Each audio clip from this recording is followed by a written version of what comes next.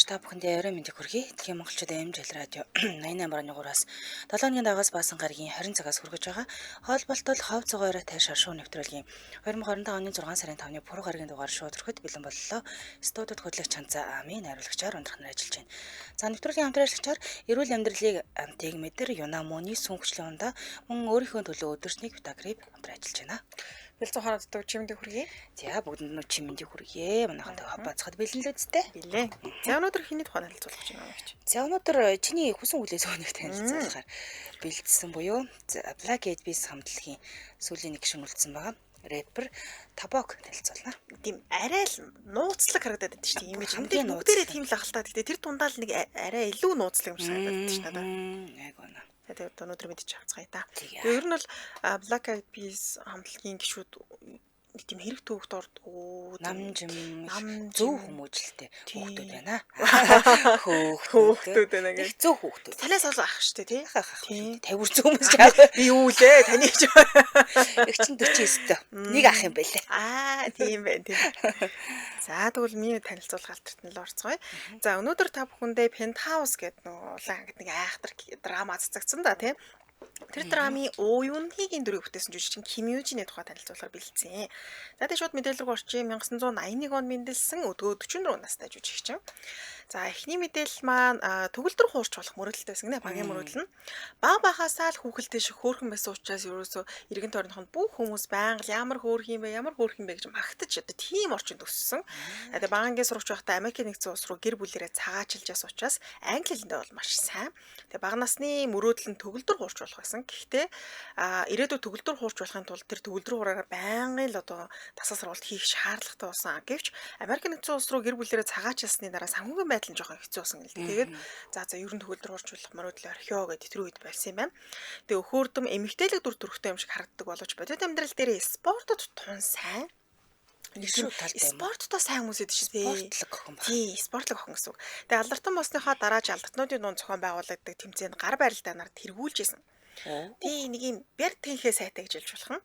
Тэгээ хамтлагийн үйл ажиллагаагаар Япон, Солонгос, Тайван гэд маш олон улс орноор ингээд аялын тоглолт хийж явахдаа ерөөсөн ямар ч амралтгүй явснаас болоод хамтлагийн зарим гишүүд ингээд ухаан алдчихсэн гинэ.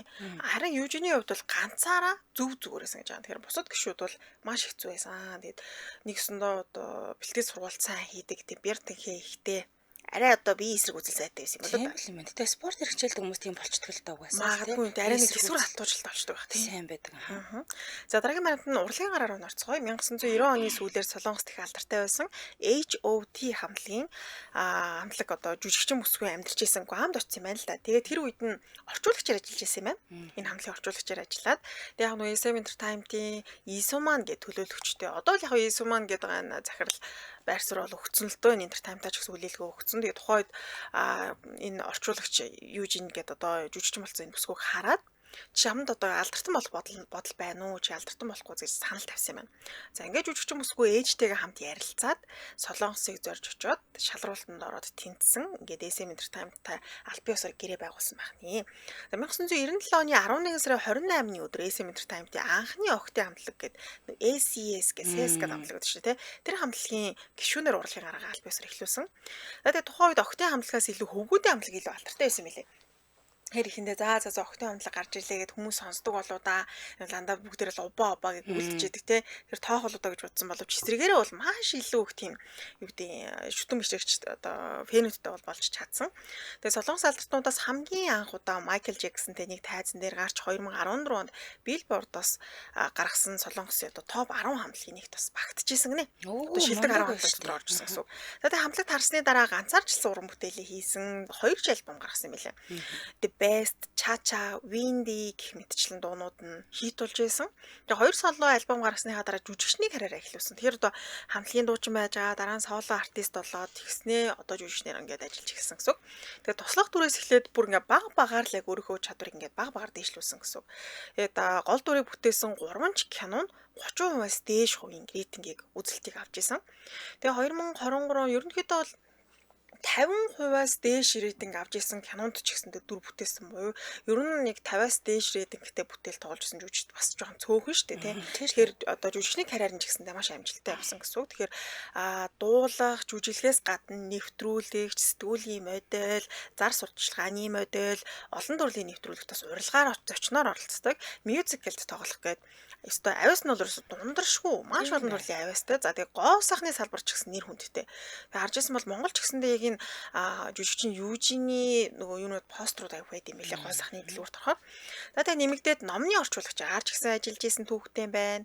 Тэгээ урлагийн гараага эхлүүлснээс хойш 27 жилийн турш тасралтгүй алдар нэр хүндээ хадгалж байгаа ийм ховор төрлийн алдартай. Мундаг юм аа. Тэгээ нэр хүнд бол ер нь тэгэл унал тосолттой тэгэл тэр дунд ч хэрэг төгт оролцолтон ч гэдэг юм уу зөндөл зүйл болдог ш. Тийм зүйлгүйгээр л одоо сайхан явж байгаа гэсэн үг. Хальт харахны манай номиотойх төстэй. Тийм ээ. Тийм байна хальтарсны. Нөгөө хамтлагаар ахуулсан нэг юм гурлаа байгаа зураг шүү. Тэрэн дээр бүр их төстэй. Тийм харагдаж байна. Өдөө тэр зургийг харна. Надаа номи Ариана гэх төстэй санагдаж байна. Энэ бүсгүйтэй бүргүй юм их төстэй юм байна. Залуугийнхан төрхтэй гэх юм уу? Одоо номи тэнд ажиллаа хийгээд манай хүнч тайлан дарагдсан байна. Одоо ийм гоё жүжигчтэй төстэй гэж шүү дээ. За хоёул амтрачаа танилцуулаар үргэлжлүүлээ. За тэгээ нэвтрүүлгийн хамтраалагчаар эрүүл амьдралын амтыг мэдэр Юна Мөний сүн хүчлийн ундаа.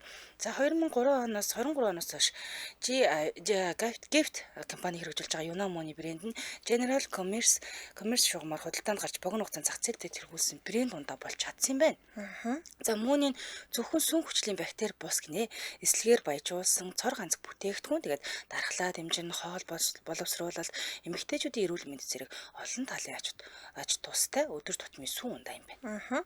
За эрүүл хооллолт эрхэмлэлтэй хэрэглэгчдэд ер нь зориулж байгаа хоол боловсруулалт дархлааны асуудалтай хүмүүс хэрэгжүүлэхын за жирэмсэн болон төрсний дараагийн эмэгтэйчүүдтэй тэгээ ажил хэрэгчтэй хөдөлгөөн багтаа амьдардаг хүмүүс уухад бас их тохиромжтой байдаг. За тэгээ ер нь даваа талын хэм бол одоо тэг хувийн өөх тус 72 цагийн одоо бүрэлдэл тий тэгээ дархлаа дэмжин цусны холестерин чихрийн шижингийн эрсдэл буурах юм байна. Хотоод гэдсний үйл ажиллагааг тэнцвэржүүлнэ, эмэгтэйчүүдийн эрүүл мэндийг хамгаална. Ер нь бол энэ нөгөө хотоод гэдсэн дээр бид нар сүүлийн үед нэлээд яригдчихэж байгаа шүү дээ. Тийм болж утгагүй алгана одоо ч юм аягүй иддэг болсон мэлээ. Тэгэхээр хотоодоо нэг анхаарч авах шаардлагатай болсон мэлээ шүү. За тэгээ гол нь өдөр тутамдаа ууснаар дархлаа маш сайн дэмждэг. Тэгээд хоол боловсруулалт бол тэгээ баг багаар сайжраа авчдаг байх нэ. Уухад эм чихэрлэг тийм учраас асгшаа бактерийн сүүн дэх лактоз буюу сүүн чихрийг задлан сүүн хүчил үүсгдэг юм байна. Тэгэхээр эм чихэрлэг амттай байгаа гэсэн үг. Маш олон давуу талуудтай. Зарим хүмүүс ч нөгөө лактоз шингээж чаддгүй шүү дээ. Тэгэхээр энэ ашигтай бактери бол лактозыг урьдчилан задласнаар тэдгээр хүмүүс ч гэсэн хэрэглэх боломжтой юм байна. Сүүн хүчил нь муу нян үржихийг дарангуулдаг. Харин ашигтай бактериудыг өсөг үржих орчныг нь бүрдүүлж өгдөг юм байна. Тэгэхээр таны гидсний эрүүл мэндэд маш тустай гэсэн үг. За бүх Юнагийн салбарууд болон томоохон супермаркетуудаар худалдаалагдж байгаа юм байна. Холбогдох утасны дугаар 77 Тэг4 1111 77 Тэг4 1111 гэсэн дугаарлал холбогдорой. Сошиалыг нь Юна Мөний гэдэг хахиргаар тэрхний баярлалаа хамтраж ажилласан эрүүл амьдралын амтыг мэдэр Юна Мөний сүн хүчлийн унтайлаа. Баярлалаа. За дараагийн баримт нь гоо сайхны хагалгааныхан тухай орцгоё. За түүнийг алдртны гараа эхлүүлсний дараа бол маш олон хүмүүс гоо сайхны хагалгаанд орсон баха. Яаж ийм төрөлхий хөөрхөн байд юм бэ гэж хэрүүл урал хэрэгэл тэмцэлт бол дуусаагүй. Тэгээ сүүлдээ ээж нь охиныхоо зураг олон нийтэд дийлгээгүй. Манай охин гоо сайхны хагалгаанд орж байгаагүй. Төрөлхийн юм хөөрхөн охин байсан гэд ээж нь нотлоод өгсөн. Тийм учраас энэ яриа сүүлдээ бол багассан. За тэгээ мөн жүжигчин бүсгүй 10 жилд ингээ хамт сурч байсан найз нөхдөд ч гэсэндээ ёо багын л ийм охин байсан шүү дээ. Ерөөсөө гоо сайхны хагалгаанд орж байгаагүй шүү дээ гэд иргэн орных хүмүүс бараг бүгд ингээ батлаад өгсөн. Тэгээ өөрөө ч гэсэн би ерөөсөө гоо сайхны хаалганд орж байгаагүй гэж нүүр бардам хэлжсэн байх нэ. За тэгээд нэг юм хөгжилтэй ч гэдэг юм уу, инээдтэй ч гэх юм уу. Одоо нэг 90-ад он, 2000 он гэл нэг айдолууд чинь бүгд хөрин гэсэн одоо имижтэй. Тий. Тэр ийм нууцлаг имиж гэж байдаг шүү дээ. Ерөөс юу ч дуурдаг. Уг нь тэр хүний яриасыг байгаадаг. Гэтэл ийм нууцлаг имижтэй болгонд бол за чи ерөөс юу ч дуурж болохгүй шүү дээ. Сэтгүүлч чамаас юм асуусан ч гэсэн чимээгүй гараа гэл ингээд зөвлөгөө өгч шүү дээ. Тэрнтэй адилхан энэ дуучны маань одоо нөгөө хамтлаг нь шидэд дагны имижтэй байсан гинэ. За ингээд хэдүүлээ шидэд дагныг бодоод үзэх юм бол ерөөс ийм гинэн хонгор баг нэг бааж хийдгүү гэдэг шиг тийм шүү дээ тий. Тийм учраас ингээд энэ тийм тоглолтоор очих үедээ ариун цэврөөрөө орж чаддгүй байсан. Яа тэгэхээр хүмүүс харахаар тий уг нь сахиусан тэгээд одоо юу гэдэг шидэд дагны имижтэй байгаад гэтэл ингээ ариун цэрүүрээр арчих юм бол тэр хүмүүсийн нэг юм төсөөлөл байхгүй Юу болчих. шидэд тагнах биш болчих гээд байгаа юм уу? Шидэд тагн хүндрэнэ гэж байхгүй шүү дээ. Тэгээ тийм учраас ариун цэвэр рүү орж чадахгүй маш хэцүү. Тэгээ яг нэг юм жоохон аслагдмал шатгуун түгэх газар орж ариун цэвэр рүү ашигладаг байсан гинэ. Ямар хэцүү юм иж байна чи. Хэцүү. Тэгээ дээрэс нь ариун цэвэр рүү ормоор санагдах байх гэдэг ууж байгаа юмнуудаа ч гэсэн нилээ. Одоо хяндаг, газтаа ундаа, кофе олроос ууддаг байсан. Гэсэн тэгээ одоо л мэдээж өөрчлөгдсөн л ахал та. Тэгээ гисэн ч гэсэндээ одоогийн аяллууд ч гэсэн ийм тодорхой имижтэй байдаг штэ. Жишээлбэл ийм хүчтэй байдаг те. Өөрөлдөлөө тий. Одоо юм нураадаг ч үлээ одоо баатрууд шиг те. Янз янзын юм концепттэй байд юм лээ.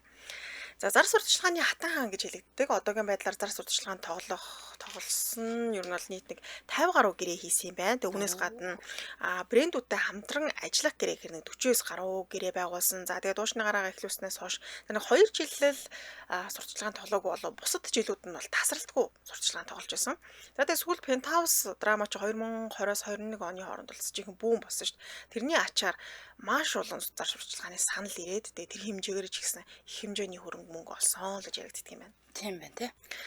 За хайр дурлал руу норцгоё. Жүжигчин Южин маань 1998 оноос эхлэн дуучин Ижи хүнтэй үргэлж эхэлсэн. Тэгээ найз залууг нь тухайн үедээ баллад дууны ханхүү гэж очилдог. Ер нь бол 90-ад ондоо хамгийн алдартай юм залуутай үргэлжсэн гэсэн үг. За тэгэд нийт 4 жил үргэлжнээ салсан. За тэгээ салхат нь нэг яриа гарсан юу гэхээр энэ Южингээ жүжигчин чинь 2 залуутай зэрэг үргэлж байгаад ингээд тэгээ нэг өсөндөө найз залуутайгаа үргэлж яагаад дахиад өөр эртээ учиртай болоод ингээд найз залуугаас салцсан юм билээ ч гэсэн ийм яриа гарсан юм байна. За. Тэгээд тэр нөгөө нууц цамраг гэж яригадаад байгаа хүн хинбэ гэхээр 2002 онд Loving You гэдэг драмны одоо бидэнд бол сайн мэдэгдсэн гэхээр нөгөө Өвлийн хайрын дуу киноны Ким Сан-хёгийн дүрийг бүтээсэн жүжигчин дуучин Пак Юн-хатай хамтарч тоглосон юм байна тэр драмад. За тэгээд энэ хоёр хоёулаа жүжиг одоо үзээд явж байгааг энэ хүмүүс бас нэлээ харсан гинэ. За тэгээд жүжигчин мөсгөөс нэг ярилцлага дээр надад энэ Пак Юнга жүжигч их таалагддаг. Их гоё залуу гэж ярьж байсан. Энэ Пак Юнга жүжигчин ч гэсэн надад Южин их таалагддаг. Их гоё бүсгүй гэж ярьж байсан гинэ. Тэгэхээр нэг нь хоёулаа бие бинийгээ магтаад ингээд таалагддаг гэд хэлсэн байсан. За тэгээд жүжигчин мөсгөө найз залуугаас салсан шалтгаан нь шинэ хайртай уулзраад тэгээд түүнээсээ олсон түүнээсээ болоод ингээд салчлаа гэсэн мэдээ гарсан юм байлаа. За тэгээд мөн жүжигчин залуугийн одоо нэг өвөр дээр нь суудсан тэрвэрж байгаа тийм зураг бас дэлгэгдсэн гинэ. За тэгээд тэр зургийг харангууд энэ ч одоо тэгэл хүн амьтантай явж мовж байгаа л те болсон юм байна. Тэр нь бүр ингээд зураг хөргөөр батлагдчихлаа гэж ярьж исэн.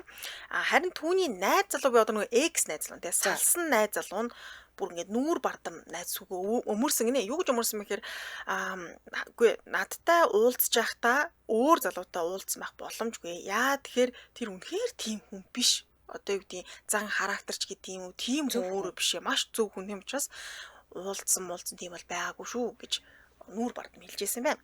Тэг ер нь тэгээд шар мэдээг хэн гаргасан бэ гэхээр антифенүүд нь л гаргасан гэж тайлбарлалт юм лээ. Жүжигчин бүсгүүд дургууд яг хүн чинь салж нийлэх юм бол байна шүү дээ. Гэхдээ ингээд олон түмний өмнө за би одоо энэс ингээд салчлаа шүү. Би одоо дараагийнхтаа уулзж шүү гэдэг нэг тэгдүү шүү дээ.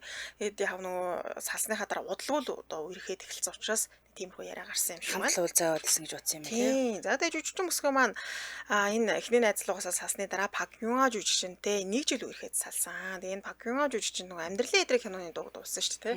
Тэгээд бас амиа хорлцсон. Гэхдээ энэ хоёр маань үерхэд салснаас хойш бараг нэг 6-7 жилийн дараа амиа хорлсон юм байлаа. За нөхөрлөө норцгоё. Жүжигчин бүсгүй 2009 онд амралтын өдрийн драмад тоглож байгаад Ки Тэйон гэдэг жүжигчинтэй хосын дүрхтэйсэн юм байна. Тэгээд драма дуусах үеэс эхлэн ер нь бол үргэлж эхэлж байгаа. Үргэлж эхэлсэн гэсэн мэдээ цацагдаж эхэлсэн.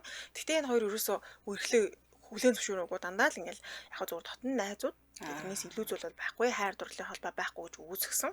За ингээд 1 жил болж байгаа. 1 жилийн хугацаанд бол энэ хоёрыг үргэлж байгаа гэсэн маш олон юм сенсац мэдээлүүд тасралтгүй араасаа гарч иж байсан. Гэсэн хэдий ч үргэлжлэх мэдээл гар болгонд л үүсгэсэн мэлэггүй. Зүгээр ингээл ах トゥ урны харилцаатай эсвэл найзын харилцаатай ус тийм зүйл байхгүй гэд. За тэгж явж яснаа 2011 оны 5 сарын 11-ний өдөр өөрсдийнхөө Pen Cafe-да за би тэр үнэндээ хурмаа их гэж байгаамаа гэд гараад ирсэн байдаг.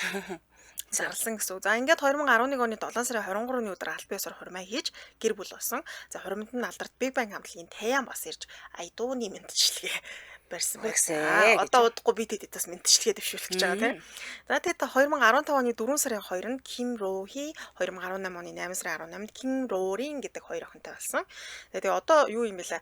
Хамтдаа энэ Южин жүжигчин маань YouTube хуудасаараа хүүхдүүдэд их өсгөж байгаа. Тэгээд нөхөртөөгөө ингээд хамтдаа гэр бүлийнхээ амьдралыг харуулдаг болсон.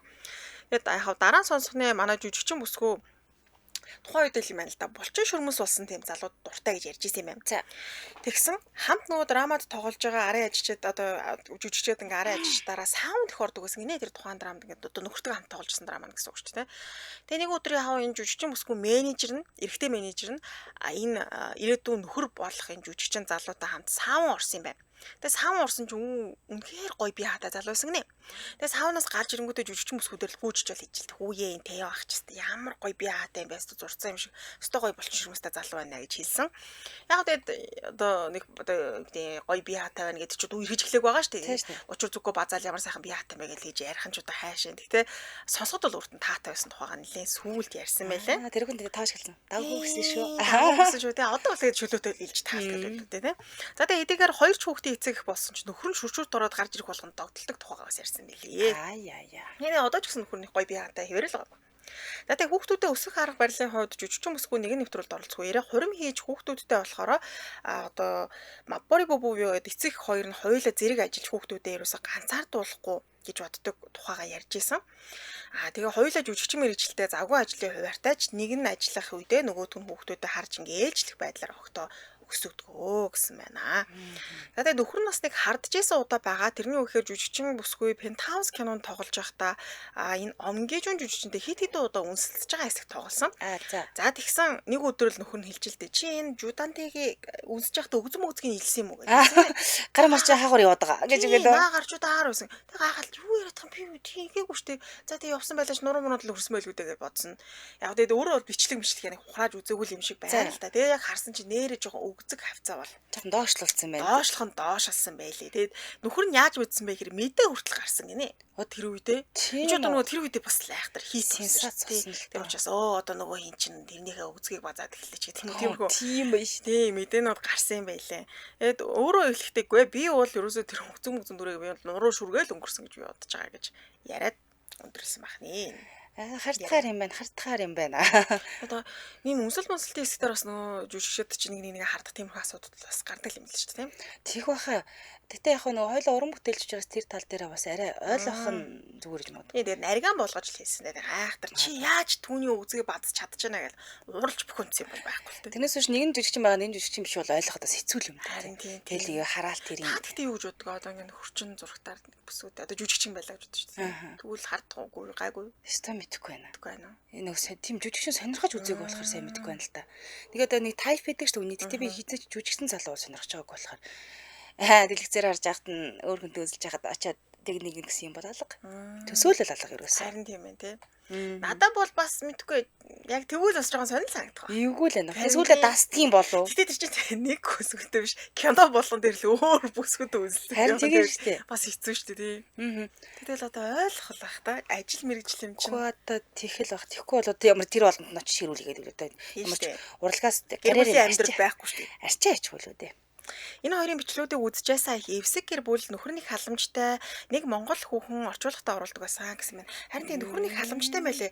Нэг юун дээр хэлээд нөхөр нь нэг бялан мэлотал холбоотой нэг хэлсэн чинь чи амар ширүүн надад ярьж байгаа юм гэдэг ньюжин жүжигч хэлээд тэг би тэр хоолойг сонсон чинь нөхөр нь ерөөсөө ширүүн яриаггүй зөө. Зүгээр л чи зургийг авцсан уу одоо тэр бяланы зургийг авцсан уу гэж хэлсэн чинь тэгэхээр энгийн үедээ нөхөр нь бүр юм гоё ээлдэг ярьдаг юм шиг үлээ их нэртэйгээ бүр найл гэдэг тийм бах тий. Тэгж байгаа л жоохон ширүүндээ тэгсэн юм мөгжүүлдэг л баг тэр хоолойгоо өндөрсгөөгүй нөхөр нь. Тэгвэл хачи юм болно. Тэгэхээр их л гоё ээлдэг л харцдаг юм шиг шүү дээ. За гоё бүсгийг танилцуулсанд баярлалаа. Үргэлжлүүлэн дараагийн алдарт нь л орё. За дараагийн алдарт нь ер нь бол хүмүүсийн анхаарлыг их татдаг нууцлаг хэрнээ нээлттэй ээжим шиг нэм сонирхолтой рэпер байгаа. За Black Eyed Peas хамтлагийн рэпер Табог танилцуулъя. За жинхэнэ нэр нь болохоор Jamie Luz Gomez гэдэг нэртэй 1975 оны 1 сарын 14-нд төрсөн. Одоо 49 настай. Бусдыгаа бодвол дүү юм аа дүү нэг насаар дүү.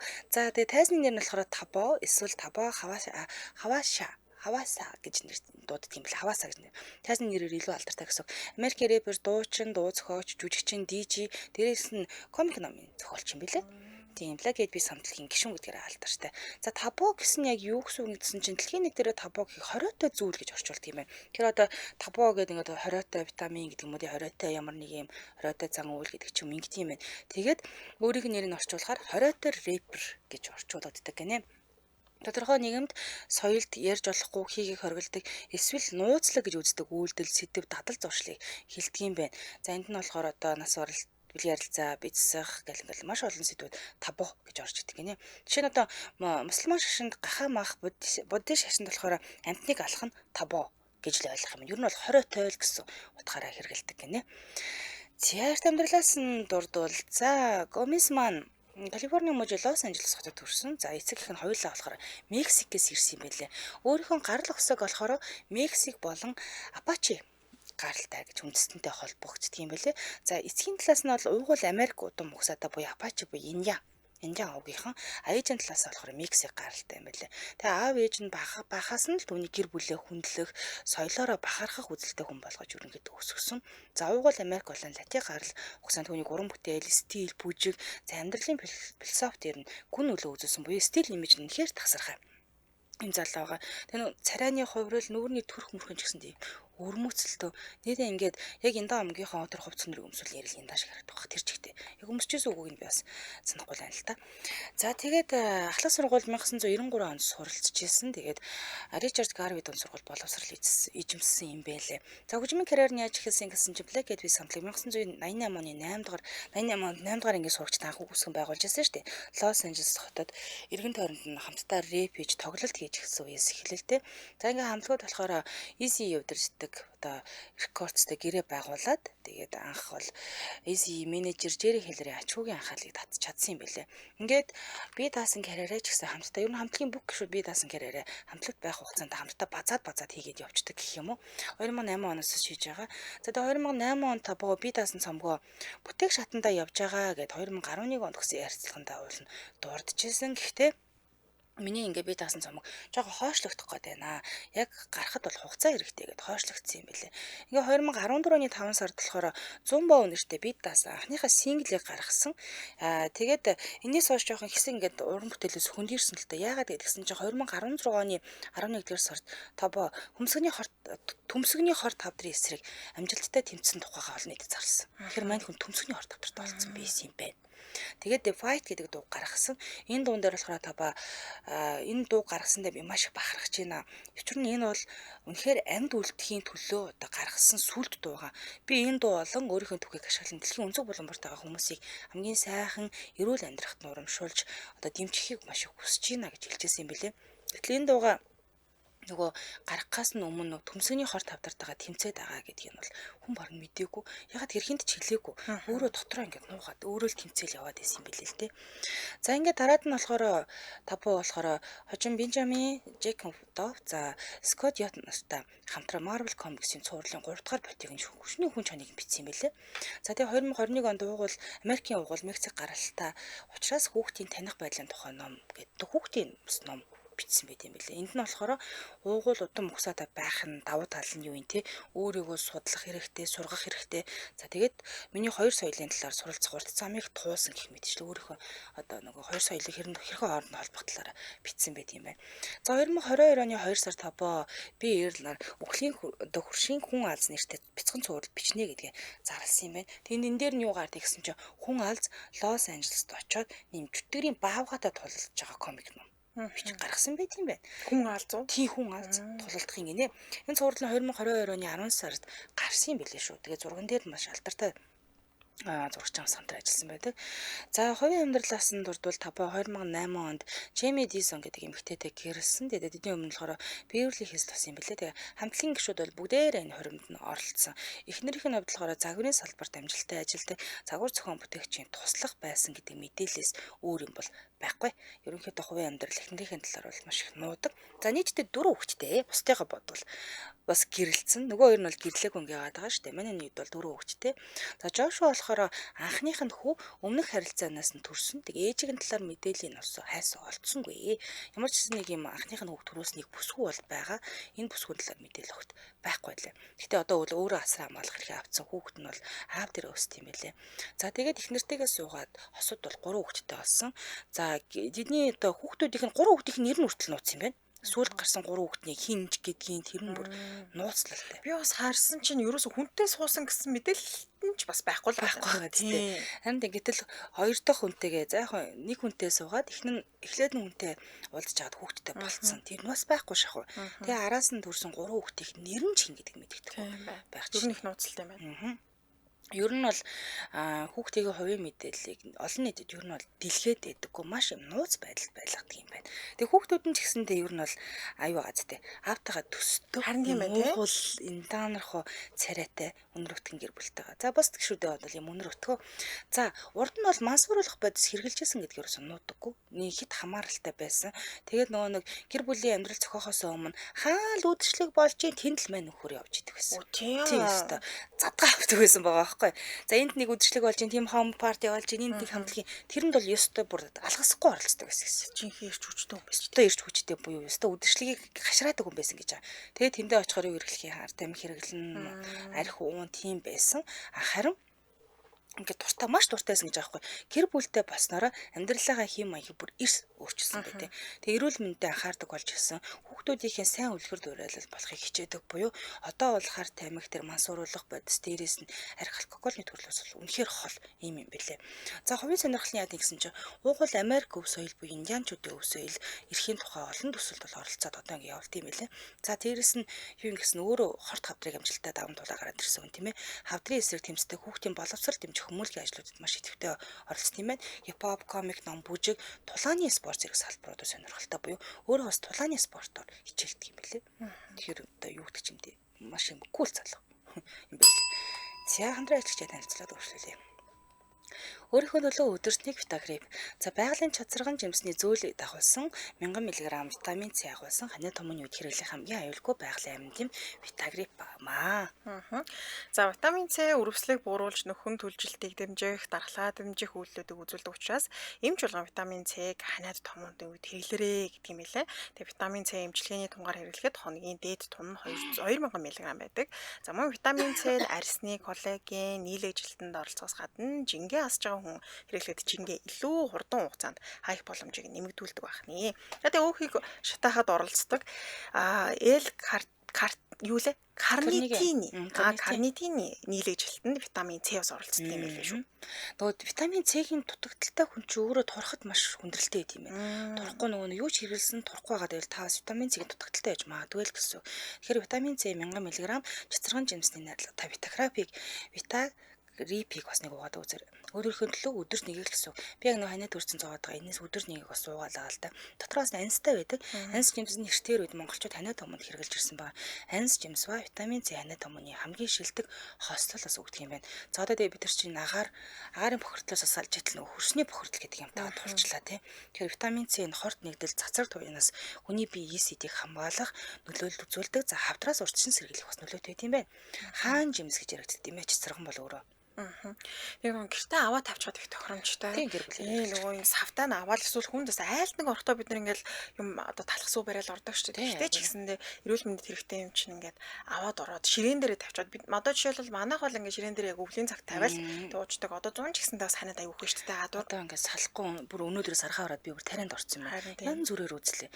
За хэрэгэл гарга нь хоногт 1-2 удаа халуун бүлээн ус найруулаад хэрэглэх юм байна. Насан турш хүмүүс бол ханаа томоноос урьдчилан сэргийлэх зорилгоор хоногт 1 удаа ханаа томооны эмчилгээнд бол хоногт 2 удаа халуун ус найруулаад хэрэглэж байна. Харин хүүхэд бол наснасаа хамаарат эмчийн заавраар шүү 500 мг-тайг нь хэрэглэх нэ. За монсын болон бүх хэмжээ сангуудаар худалдаалагдаж байгаа. За баярлалаа хамтран ажилласан. Өөрийнхөө төлөө өдөртнийг Витагрип хамтран ажиллаа. Баярлалаа. За нэрээ үнэхээр энэ ханаад бол аимшигтай хэлээд хэрэг тусаагүй л дээ. Харин эрүүл мэндэд анхаарах хэрэгтэй манайх бас. За тэгээ амьдралдаа хит хэдэн сорилтод бол тулгарч байсан. Энэ юу юм гэхээр хамгийн ихнийх нь бол 2014 он түрүү булчирхай хорт тавтартай болсон юм байна. За тэгээд 14 онд болохоор өөрөө эмчэд үзүүлээд ер нь биений нэгүүдэд байсан юм байна л та. Тэгэхээр түрүү булчирхай хорт тавтартай гэдэг оншиг өөрөө очиж сонссон байна. Гэтэ эхэндээ бусдаас нуусан. Бүр хинт ч хэлээгүй. Гэр бүлийнхэн юу гэдгийг те найз нөхөд хамтлагийнхантаа ч хэлээгүй юм байлээ. Ер нь ганцаараа ингээл төвчөөд яваад байсан. За даван туулан тэ эмчилгээнд үед юу гэдгийг бүх юмдаа өөрөө гав ганцаар яваад байсан. Гэтэл эргэн тойрных нь хүмүүс анзаарна шүү дээ. Удалгүй гэр бол хамтлагийн гишүүд нь түүнд сэтгэл санааны том дэмжлэг үзүүлсэн буюу хорт хавдрыг давхад ч сэтгэл санааны дэмжлэг хамгийн том байт юм аа л да. Эндээсээ гарч ирсэн гэсэн. Ингээд эрчимтэй хийм эмчилгээ хийлгэж эхэлсэн. Тэгээ хамгийн амар нь болохоор яг энэ хор тавдрынхаа эмчилгээний эрчим тэмчилгээний үед явж байхдаа тоглолтонд оролцсон явж байсан. Тэр нь бол хүмүүс юусаа анзаараагүй буюу нөгөө актер хурц өвдөлтөд нуугаад ажиллаад л байсан байна. Тэгээ дээрэс нь өвдсөн, сулдсан, сэтгэл готролтой тулгарч исэн гэсэндээ гэр бүл үр хүүхдүүдэд бодоод эндээс бол огт шантраагүй гэж өөр ярьсан бэлээ. За тэр үед яаж давсан гэхээр хувийн сахилга бат, эрүүл хооллол, фитнест явсан юм бэлээ. Тэгээд энэ хор тавдраа ялан дулсан гэсэн үг. Давн тулсан гэсэн. За энэ сорилдоо давсныхаа дараа болохоор The Fight нэртэй энэ дууга гаргасан комик номч гэсэн гарсан байдаг. За өөрийнхөө тухай сүлд хэлэхдээ болохоор би эр хүн гэд хүчтэй байна гэж боддог байсан. Ер нь эр хүн хүчтэй байх ёстой гэж боддог байсан. Гэхдээ өвчин намайг бүр ингээ өвдөг сөхөргөд үргэсэн унгаасан.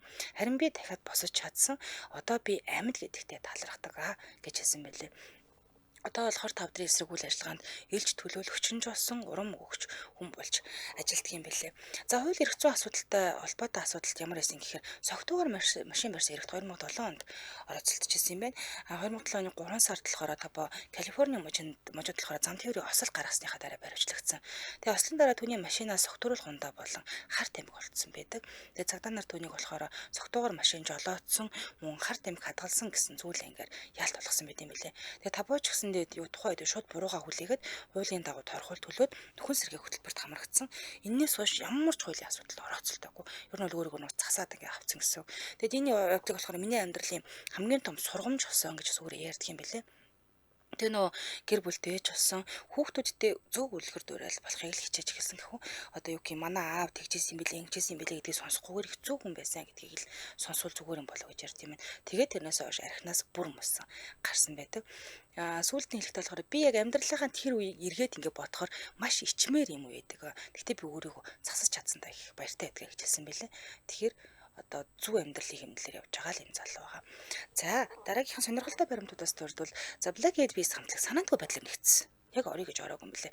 Анхандаа болохоор табаа Black Eyed Peas хамтлагт орох ямар ч төлөвлөгөө байгаагүй. Тэгсэн чи яасан гэсэн чи нэг тоглолтын өмнө хамтлагийн гишүүн нь хожигдоод ирээгүй юм байна. Ирсэн учраас төр орлоод тайзан дээр шууд ингээ гарцсан. Тийм учраас нөгөө байнгын гишүүн болсон юм байна.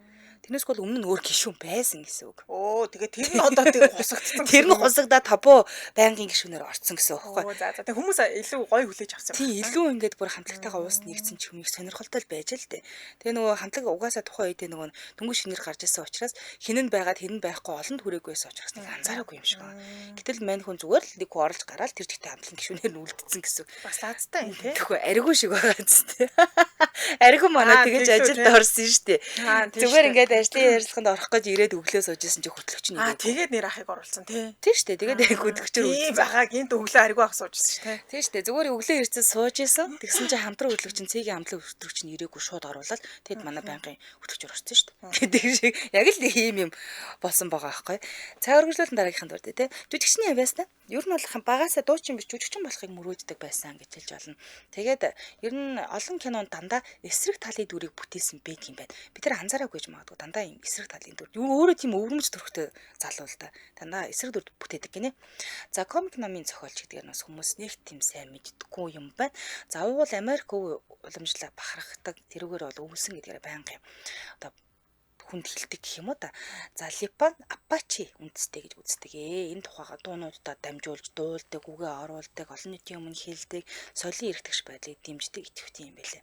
Nike-тай хамтарч пүүз гаргаж ирсэн гэдгийг бас хүмүүс нэг мэддэг юм байна. За тэгсэн чинь Тобо Nike компанитай хамтраад Air Тобо хэмээх хязгаарлагдмал тоогоор үйлдвэрлэсэн спорт пүүз гаргасан буюу цөөхөн хэд ширхэг гаргасан юм байлээ. За тэгээд энэ нь их сонирхолтой хипхоп соёл, уугуул үндэстний өнгө, аяс бүхий дизайнтай байсан. Тэрүүгээр их сонирхолтой юм бэл тэр Nike-ийн. Индаанных нь одоо юуг нь оруулсан гэхээр тэр бүзнийг сонирн байгааз гаргасан байдаг юм байна. За тэгээ өөрийгөө дуулдаггүй рэпер гэж нэрлэдэг гинэ. Табо өөрийгөө за би бол хипхопын тайзан дээр гисчгүүч гэж тодорхойлдог. Гэтэ ихэвчлэн дууны хоёр дахь хоолой рэп хэсэг тайзны энергийг хариуцдаг буюу дуулдаггүй рэпер гэж хэлдэг юм. Ер нь бол оршиж идэг байна. Тийм ингээ харагдаад үзэгдээд байж захтаа л гоё гэх юм уу. Ингээл. Тий, тэгэл байж байгаа л дундуур нэг ганц нэг үг хэлээл тийм ээ. Оо Дуулдаг гэж рэп бол өгнө шүү дээ тийм аа. үглэн яг одоо бусдыгаа бодвол нэг тийм Арай бага юм байна тий. Оролцоо. дахиад мэхэл диск нь огтуулж барьдаггүй. Тийм байхгүй. зүгээр тайм байж юм шүү тий. Тэгээд өөрийгөө би бол дүүлдэггүй рэпрэ гэж хэлдэг юм байна. За хорт хавдрын хорт хавдраа нууцлаад тоглолтондоо орж исэн гэж хэлж байгаа тийм ээ. Хим эмчилгээний дараа би энэ маш сул байгаа тайзан дээр тоглолтуудаа хийгээд ингээ явж исэн. Тухайн үедээ бол хин ч хорт хавдраар өвдсөн байна гэдэг нь бол мтэггүй. Дээрээс нь химийн эмчилгээнд орсон байна гэдэг нь бол бүр хин ч анзаараагүй юм билээ л дээ. За дэлхийн олон хүмүүлийн төсөлд бол одоо оролцоод ингээ явж байдаг. За хөвчлэн бол Африк, Латин Америкийн хүүхдүүдийн боловсрал эрүүл мэндийн төсөлд бол хандив өгөөд явдаг юм билээ. За ийм нэг хамтлагийг танилцуулаад дуслаа да.